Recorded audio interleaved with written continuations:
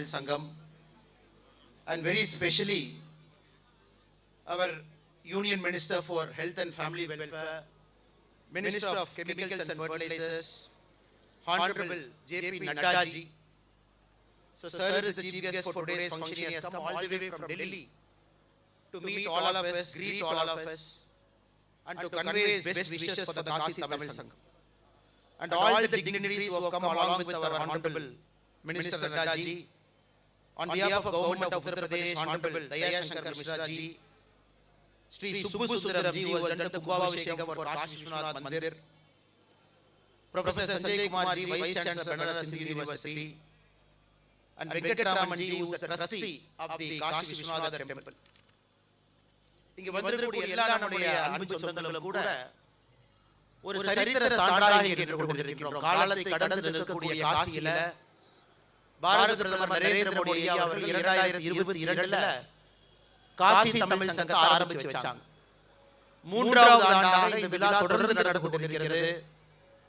குறிப்பாக இந்த குழுவில் இருக்கக்கூடிய நீங்கள் அனைவருமே சுயோதவி குழு, செல்ஃப் ஹெல்ப் குரூப், அதை சார்ந்த சகோதரிகள், தாய்மார்கள், முத்ரா கடன் திட்டம் மூலமாக பயன்பெற்றவர்கள், மிக முக்கியமாக தக்ஷின் பாரத் ஹிந்தி பிரச்சார சபை அதன் சார்பாக வந்திருக்கக்கூடிய 50 நண்பர்கள், 200 பேரை காசி மாநகரம் அன்போடு உங்களை நேரத்தில் வரவேற்றிருக்கிறது.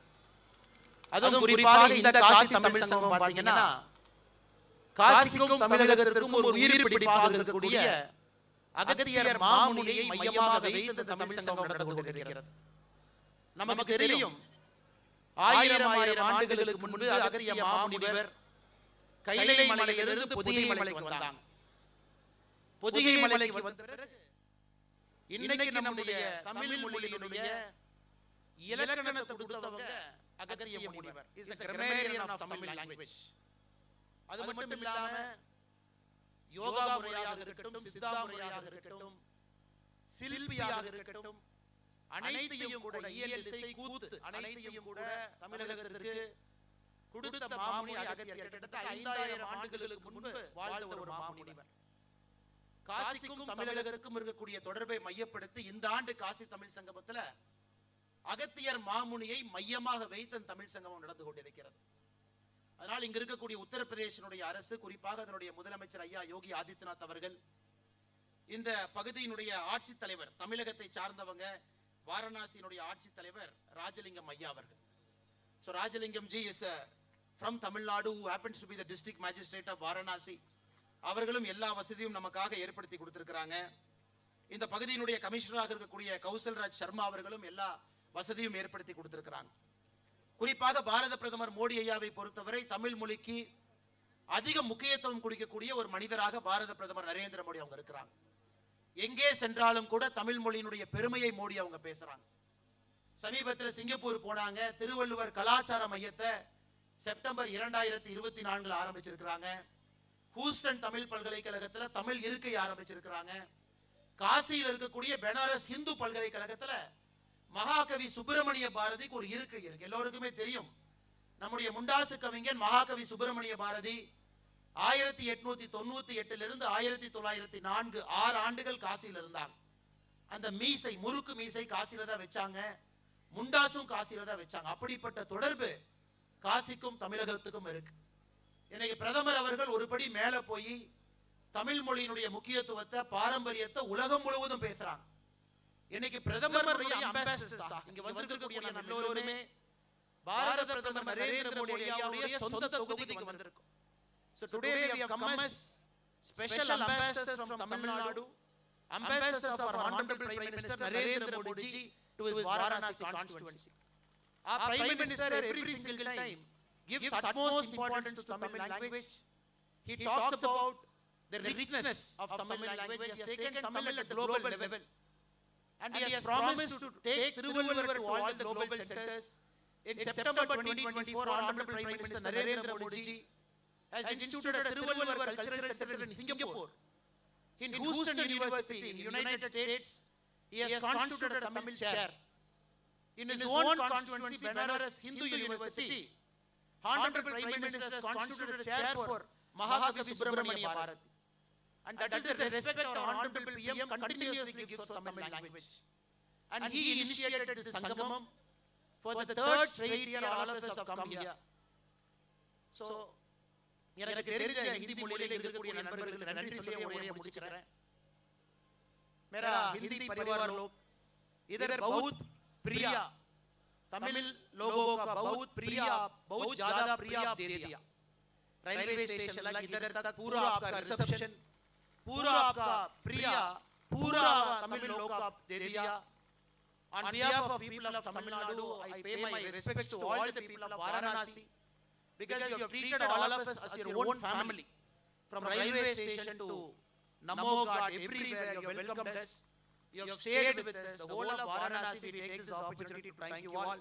I thank the organizers, especially our Honorable Union Minister Dharmendra Pradhan ji, Benares Hindu University, IIT Madras, IRCTC, and all the organizations which are part of this very unique program.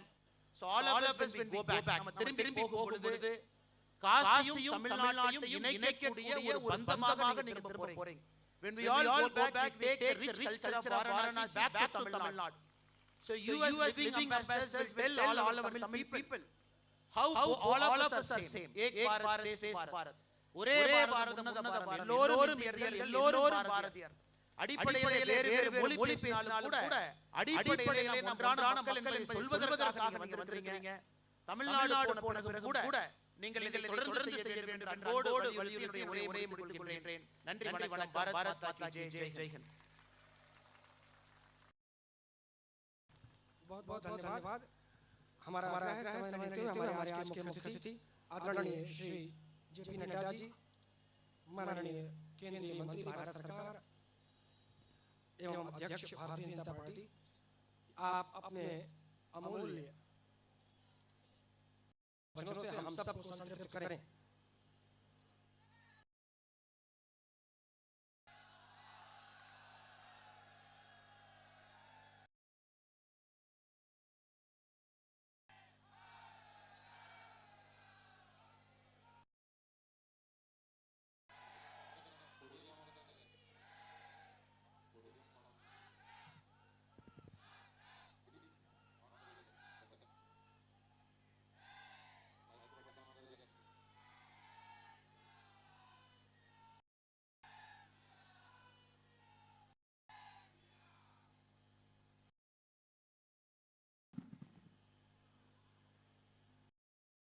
के इस तमिल संगम के नमो घाट पर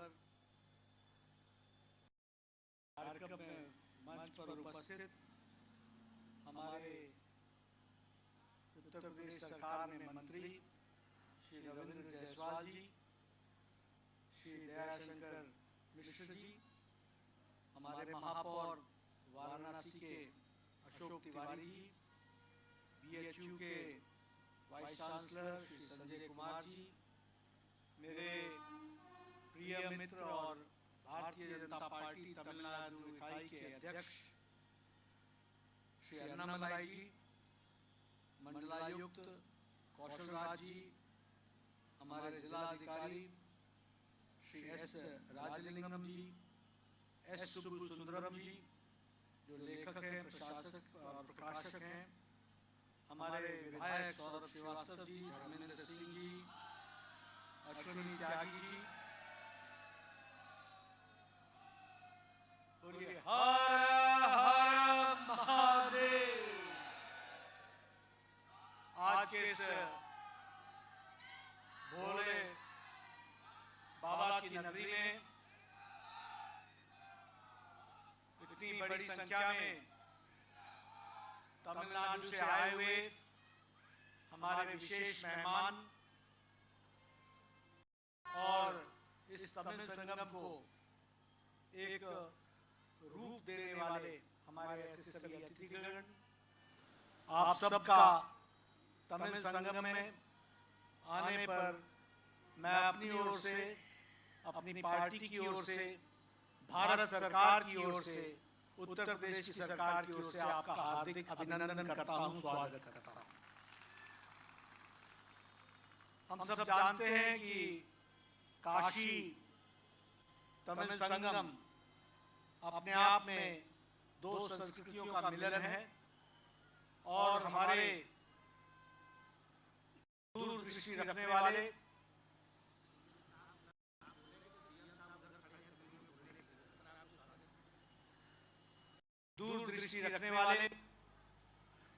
भारतीय संस्कृति की अनेकता में एकता के सूत्र को बांधते हुए इस कार्यक्रम की रचना उनके नेतृत्व में हुई है और ये तृतीय तमिल संगम है। इस तमिल संगम में आप सबका मैं हार्दिक अभिनंदन करता हूं, स्वागत करता हूं।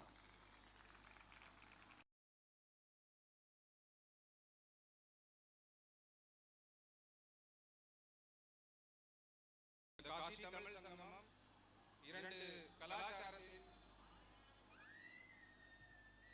காசி தமிழ் சங்கமம் இரண்டு கலாச்சாரத்தின் இணைப்பாகவும் இந்தியாவிற்கு உரிய வேற்றுமையில் ஒற்றுமை என்ற கோட்பாட்டின் அடிப்படையில் இந்த தடவை காசி தமிழ் சங்கமம் மூன்றாவது முறையாக நடத்தப்படுவதில் நான் மத்திய அரசின் சார்பாகவும் கட்சி பாரதிய ஜனதா கட்சி சார்பாகவும் इन सार्वभौम எல்லாரையும் வரவேற்கிறேன்।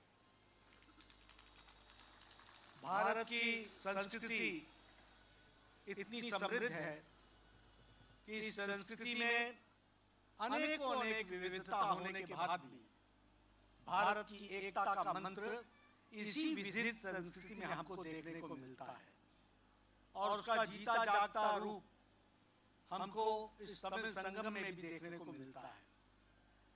तमिलनाडु का, तमिल भाषा का, तमिल संस्कृति का काशी से बहुत ही पुराना संबंध है और वो हमको वो पुराना संबंध अनेकों अनेक उदाहरणों के साथ देखने को मिलता है। ऐसे जो दो संस्कृतियों का मिलन है, एक भारत श्रेष्ठ भारत, अनेकता में एकता, विविधता में एकता, इस मंत्र को सूत्रपात करते हुए जो प्रधानमंत्री जी ने इस कार्यक्रम को चलाया है और ये तृतीय तमिल संगम हो रहा है जहां डाइवर्स कल्चरल विविध संस्कृतियों का मिलन होता है, इसके लिए मैं कहना चाहूंगा कि इस दूरदृष्टि के लिए प्रधानमंत्री जी को भारत की जनता और यहाँ बैठे तमाम लोग बहुत बहुत साधुवाद देते हैं और इस कार्यक्रम के माध्यम से जो देश में संदेश दिया जा रहा है वो भी हम सबके ध्यान में आता है।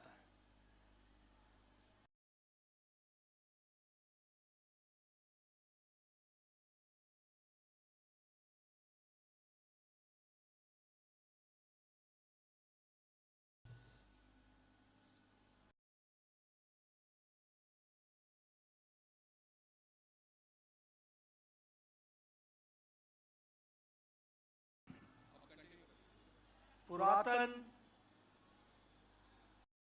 अभिलेख भी इस बात को बताते हैं कि चाहे पूरब हो या पश्चिम, उत्तर हो या दक्षिण, एकता लाने के लिए हमारे प्रधानमंत्री मोदी जी के नेतृत्व में बहुत से अनेकों प्रयास हुए हैं।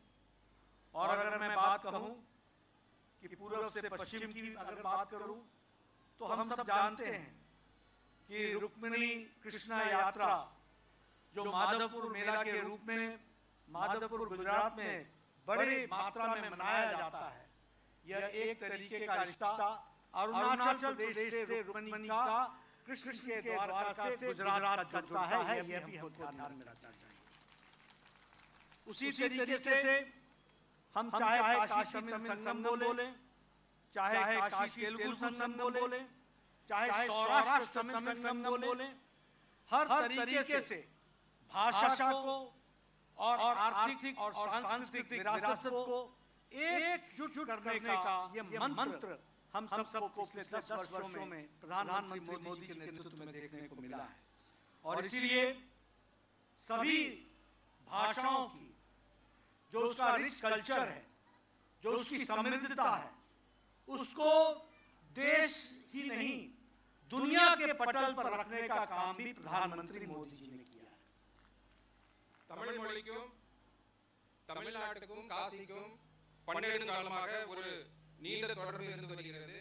ஒரே பாரதம் உன்னத பாரதம் என்ற கோட்பாட்டின் அடிப்படையிலும் வேற்றுமையில் ஒற்றுமை என்ற கோட்பாட்டின் அடிப்படையிலும் மாண்புமிகு பாரத பிரதமர் அவர்கள் இந்த காசி தமிழ் சங்கமம் என்ற நிகழ்வை நடத்தியதற்கு அவருக்கு பாரதம் மற்றும் पूरा भारतम नंदी தெரிவிக்க கடமைப்பட்டுள்ளது. अनेकों उदाहरण हमको देखने को मिलते हैं. अगर मैं बात करूं सुब्रमण्यम भारती की, जो एक कवि थे, लेखक थे, स्वतंत्रता सेनानी थे, जिन्होंने काशी में अपनी पढ़ाई की और अपना सारा जीवन आजादी की लड़ाई में लगाया और अंग्रेजों से लड़ते लड़ते उन्होंने अपने जीवन का बहुत बड़ा समय पुडुचेरी में गुजारा. ऐसे सुब्रमण्यम भारती को अगर हम याद करें तो उनकी भी परवरिश काशी में हुई थी और काशी से वो तमिलनाडु जाकर उन्होंने देश की रक्षा के लिए और देश की एकता के लिए और देश के फ्रीडम के लिए, आजादी के लिए उन्होंने लड़ाई लड़ी. अगर हम 15वीं शताब्दी की बात करें तो अधिवीरा पांड्यन को हम भूल नहीं सकते. राजा अधिवीरा पांड्यन को भूल नहीं सकते, जिन्होंने शिव का मंदिर तेनकासी जो बनाया, जो कि साउथ वेस्टर्न तमिलनाडु में है. जो लोग उन दिनों बाबा विश्वनाथ के दर्शन के लिए काशी नहीं आ पाते थे, वो शिव भगवान के दर्शन तेनकासी में करते थे, जिसको उस समय राजा ने वहां पर बनाया था. यह हमारा संबंध रहा. ದ್ವಾರಕೆಗಿರಿಲ್ அருணாச்சல பிரதேசத்திலிருந்து ஒவ்வொரு வருஷமும் கிருஷ்ணரோட தொடர்பு காரணமாக அங்கே இருந்து ஒரு கலாச்சார இணை நடைபெறுகிறது. இதே போல காசி தமிழ் சங்கமம், காசி தெலுங்கு சங்கமம், காசி சௌராஷ்டிர சங்கமம் என்று ஆண்டுதோறும் இந்த மாதிரி கலாச்சார இணை நடைபெற்றுக் கொண்டிருக்கிறது.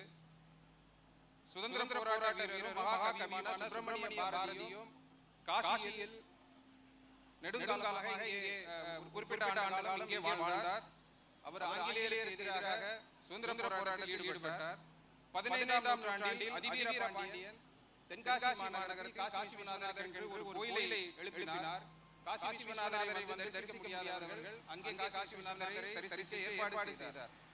இவ்வாறான கலாச்சார சம்பந்தம் தமிழகத்துக்கும் காசிக்கும் இருந்து வந்துள்ளது. हम सब लोग अभी दयाशंकर चर्चा कर रहे थे. मुझे प्रदर्शनी में अगस्त ऋषि के जीवन पर लिखी हुई प्रदर्शनी को देखने का सौभाग्य भी मिला. हम सब जानते हैं कि अगस्त ऋषि की जन्मस्थली काशी रही और उन्होंने सारा जीवन तमिलनाडु में एक व्याकरण के तमिलनाडु के तमिल के व्याकरण के रचयिता के रूप में जिन्हें जाना जाता है और जिन्हें सिद्धार्थ को समर्पित अपना जीवन, जिन्होंने एक जिसे कहा जाए कि என்னோடு வந்திருக்கும் மாண்புமிகு மந்திரி அவர்கள் தற்பொழுது சொன்னார், அகஸ்திய ரிஷி வாரணாசியில் பிறந்தார். வாரணாசியில் பிறந்து அவர் தமிழகத்துக்கு சென்றார். அங்கே சித்தா மருத்துவ முறையில் அவரால் தூக்கிக்கப்பட்டு அதற்கு பெரும் பங்களித்தார். அது இல்லாமல் தமிழ் இலக்கணத்திற்கும் அவருடைய பங்களிப்பு அளப்பரியது. இது மாதிரி காசிக்கும் தமிழ்நாட்டுக்குமான சம்பந்தம் பல நூறு வருடங்கள் பழமையானது. अगस्तेश्वर महादेव मंदिर में जो अगस्त कुंड है वह भी इस बात को बताता है कि किस तरीके से तमिलनाडु का हमारे काशी के साथ संबंध है. वह भी हमको देखने को मिलता है.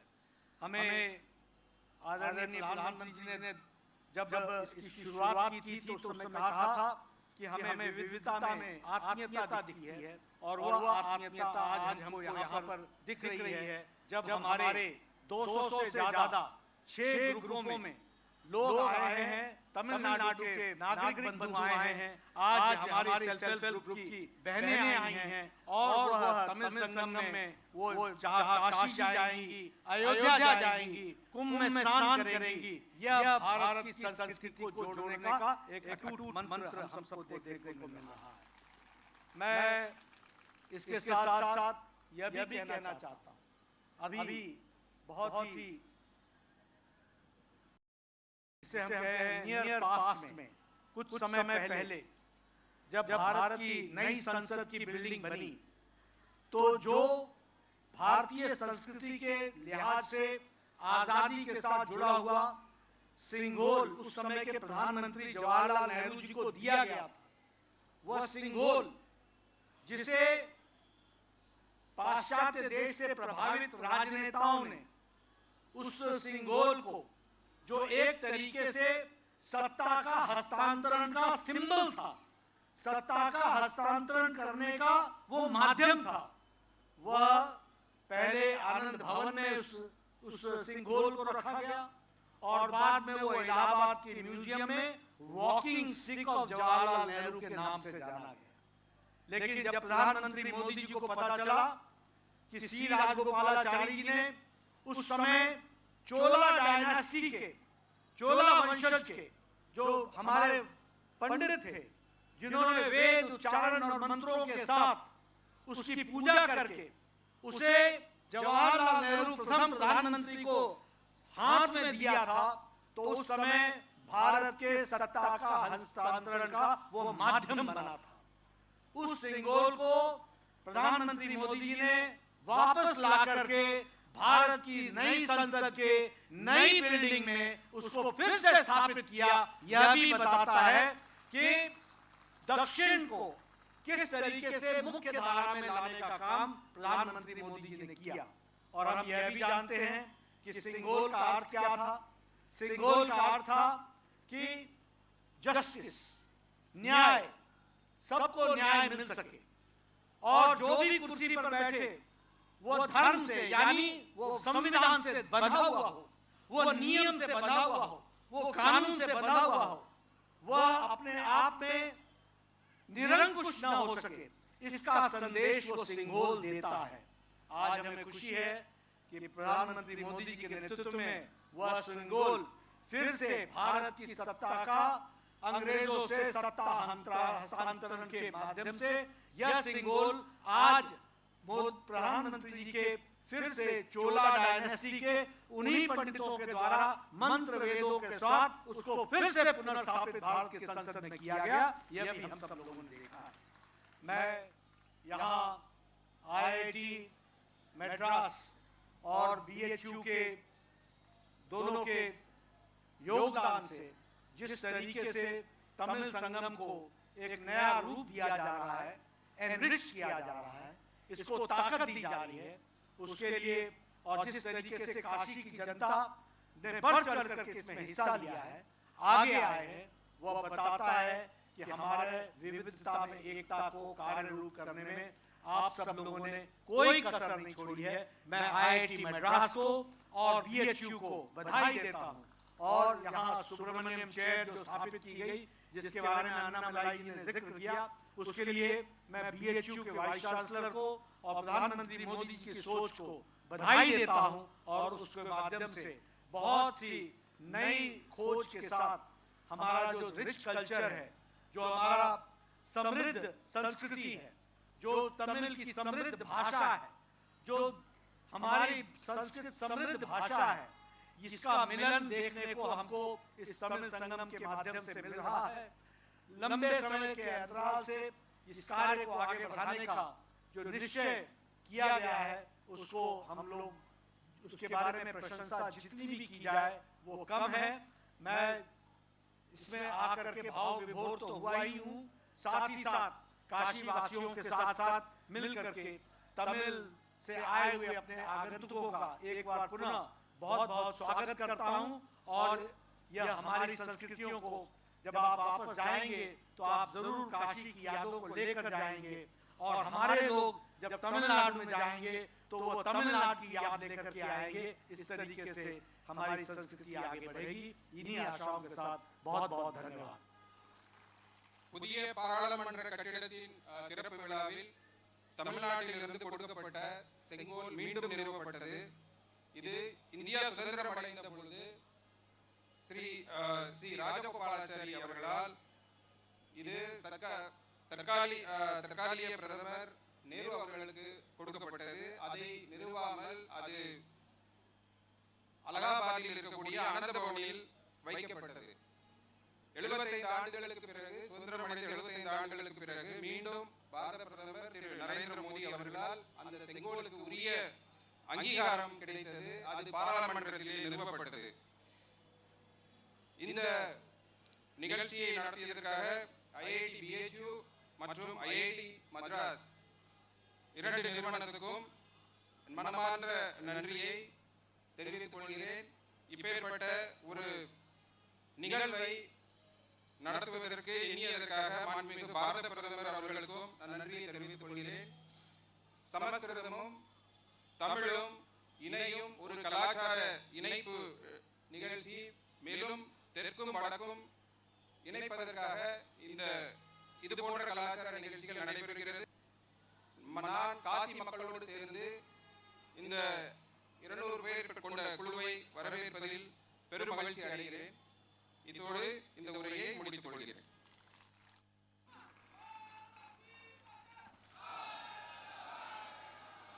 अंत में जिलाधिकारी राजलिंगम जी का भी बहुत बहुत धन्यवाद कि उन्होंने तमिल में ट्रांसलेट की मेरी भाषा।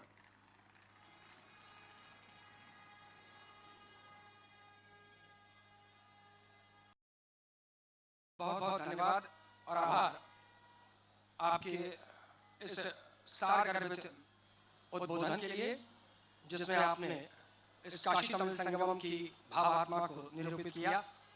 इस संस्कृति मंत्रालय भारत सरकार के अंतर्गत